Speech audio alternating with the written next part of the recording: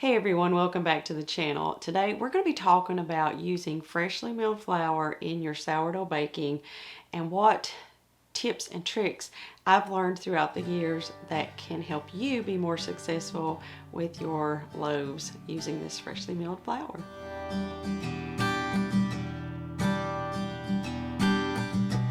So I started making sourdough bread years ago. It was just a fun thing that I got into after learning how to make yeasted breads, and I enjoyed that learning journey so much. A couple years, I don't know exactly how long it was, so I'm just guessing, into that sourdough journey, I started getting really interested in using freshly milled flour in my kitchen. I had watched a video, read some articles about how store-bought flour was void of nutrients, but freshly milled flour had a lot of vitamins and minerals and fiber and all the things that our body need to function well and have good energy. So I got really interested in that, and I haven't looked back. I've been using freshly milled flour in my kitchen for many years now, and I have incorporated that into all of my sourdough baking. Although all of my recipes on the website will tell you that you can use any kind of flour, I always use a freshly milled flour, or if I'm baking for someone else, I will use an all-purpose kamut flour. It's still a more easily digested flour than just regular all-purpose flour, but it is light and airy for those who are maybe not quite ready to be 100% freshly milled flour. So let's talk about considerations when it comes to baking sourdough products with your freshly milled flour. It does behave differently. There is a learning curve. Just like with sourdough, there's a learning curve. With freshly milled flour, there's also a learning curve that you have to kind of figure out. But in anything that you learn to do, any skill, there is that point of time where you're learning, and just press through, because there's always a breakthrough at some point and you say, oh, I got it. It comes sooner for some people, it comes later for some people, but it'll come if you are just consistent and you keep working at it. So the first thing that I have learned with using freshly milled flour in my sourdough, or even in yeasted breads, is it really is helpful to soak a portion of your flour in the water for the recipe to break down, or not break down really, but soften the germ and the bran that is in the flour. When you buy flour in the store, it is sifted in an industrial sifter, and there is no bran or germ left. They have to do that because freshly milled flour with the bran and germ in there will spoil over a short period of time, because there's vitamin E, there are oils in there that will go rancid. And so they have to get that out, else the flour wouldn't have a long shelf life. So when you start milling your flour at home, it's best that you mill it just the amount that you need, and that way it is always at its optimum freshness and the best flavor. So with that bran and germ intact in the flour, you need to soften it to get the best results. So what I like to do is take about 3/4 of the flour that's called for in the recipe and the total amount of water, and soak it, stir it up, soak it, and let it soak for at least 30 minutes. I like to go longer than that. The longer, the better. So what will happen is if you soften that bran and you soften that germ, you will get a softer loaf. You will also get a better rise, because the germ and the bran kind of act like shards in the dough, and they will actually inhibit the gluten production because they're almost like they're cutting as it's building. So that is a huge thing that you can do if you're just getting started, that will give you more success more quickly. Because I have heard a lot of people say, oh, it was awful, it was dense, it didn't rise. And a lot of times just soaking that flour will make a huge difference in the outcome of your recipe. And that's not just for sourdough. That will work perfectly in your yeasted bread recipes made with freshly milled flour as well. Okay, so the next tip that I have is extended kneading times. So if you're making a bread dough with all-purpose flour, you can get away with kneading it for about 4 to 5 minutes. You will get a really good gluten production in that, and it will become soft and stretchy.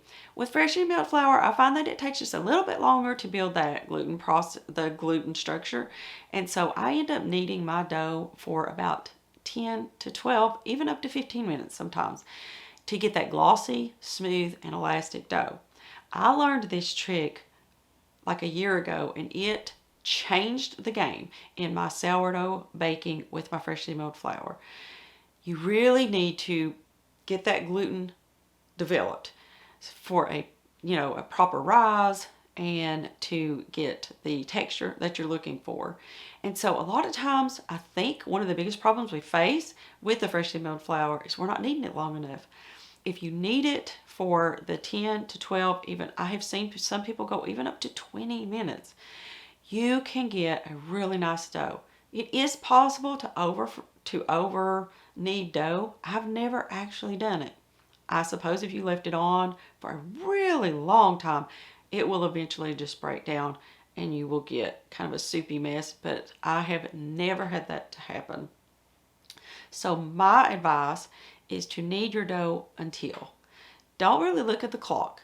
Knead it until it is soft and stretchy and it doesn't break easily when you pull it up and try to stretch it. If it breaks almost immediately, turn it back on your mixer, or if you're kneading by hand, I suggest if you knead by hand to knead for like 3 to 5 minutes and take a break.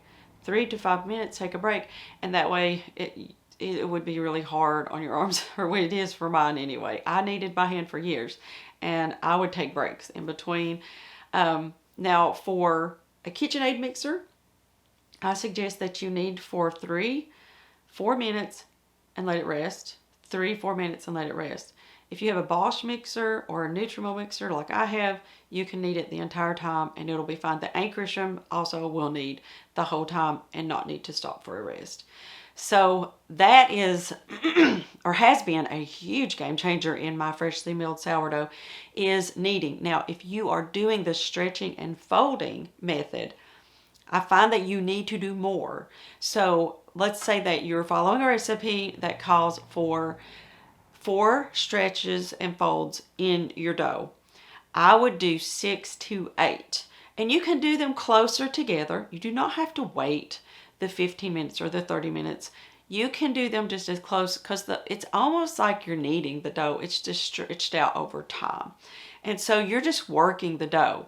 Kneading and stretching and folding do the same thing. You're building gluten structure and you're building that up so that it holds its shape and you get a good rise in the oven.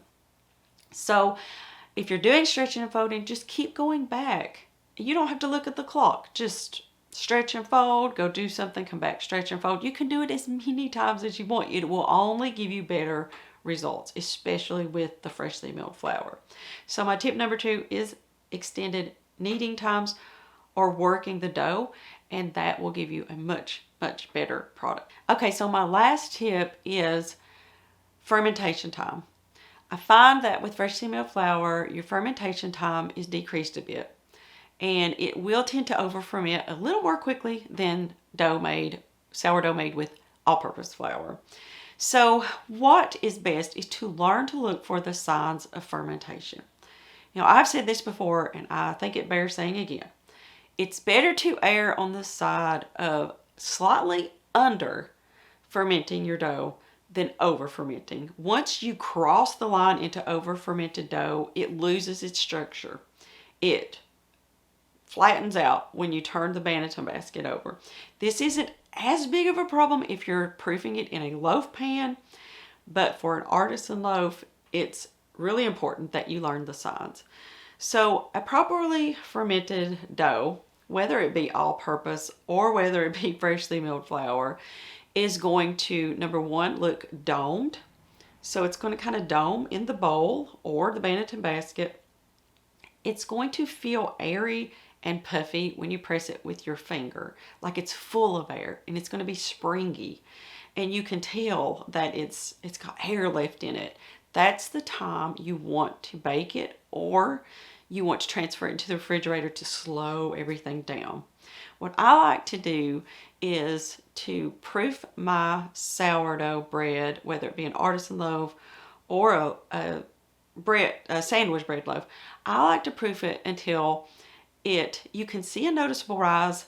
I don't go for double. I find that with freshly milled flour, if you try to press it and to get into the doubled stage, you're probably going to get into the over fermented stage, and it's just going to, when you turn it over to score it, it's just going to pancake out. That's all we want. We want it to hold its shape.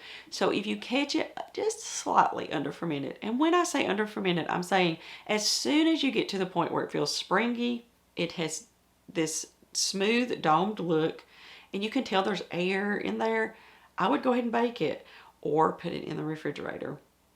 This has worked perfect for me. I get much better oven spring when I put it in there to bake it than I did when I tried to wait until it was what I was used to with all-purpose flour. So these are my 3 tips for using freshly milled flour and sourdough. This type of bread is the most nutritious bread that you can imagine. Number one, sourdough, the process of making sourdough bread makes nutrients more available for digestion. It makes the bread more digestible. If you think about it, all-purpose flour from the store doesn't really have beaming amounts of nutrients in it because they've sifted it all out. When you add freshly milled flour to this process, all those nutrients that are in that flour become even more available and easier to process when you eat the bread, making it the perfect bread, in my opinion. So I hope that these tips helped you when it comes to baking with freshly milled flour in your sourdough. It is a bit challenging right at first for all of us. We all have went through this process. If we are more advanced or if you're new at it, just stick with it. It is worth it for you and your family to make the healthiest bread possible. Do I think that all-purpose sourdough bread is bad? No, I like it. It's really good, but I prefer to have the flavor and the nutrients of freshly milled sourdough, and even my yeast breads I like to make with freshly milled flour. So if you are just starting your journey, let me know down below how it's going for you and if you have any questions. Also, I want to remind you of the big sale that is currently going on at Nutrimill's website for the Bosch mixer, but more importantly, with freshly milled flour, the classic grain mill. This grain mill is a workhorse in my kitchen. I've been using it for years and I love it. And it is at a huge discount right now over there. If you use my link to shop Nutrimill and you use my coupon code ROSE20, you are going to get the best deal possible on a classic grain mill. These grain mills are impact grain mills. They make a super fine flour in just a few minutes, and they're so easy to use. You just pour your grain in, turn it on, and the flour collects in a bowl underneath. Couldn't be easier to start your freshly milled journey. So check out that link down below and be sure and use my code ROSE20. This sale is going through May the 12th, 2024. So be sure and go check that out and grab one of those grain mills if you don't have one already and you're interested, because this is the best deal I've seen in a while on that grain mill. So if you have any questions for me, please leave them down in the comments section below and I will be happy to answer them. I hope that I have inspired you to add some freshly milled flour to your sourdough baking. You don't have to go all in like I have. You can add half and half and still get a light and airy loaf, but get the benefits of the nutrients and nutrition that is in this freshly milled flour that is so good for us. Well, thank you guys for stopping by today. I hope you enjoyed the video. If you did, give it a thumbs up. If you're brand new here, I hope that you will hit that subscribe button. I make a lot of videos about sourdough, freshly milled flour, and I do some homemaking, gardening, and food preservation as well. I All right, well, that's all I have for you today. I will see you on the next video.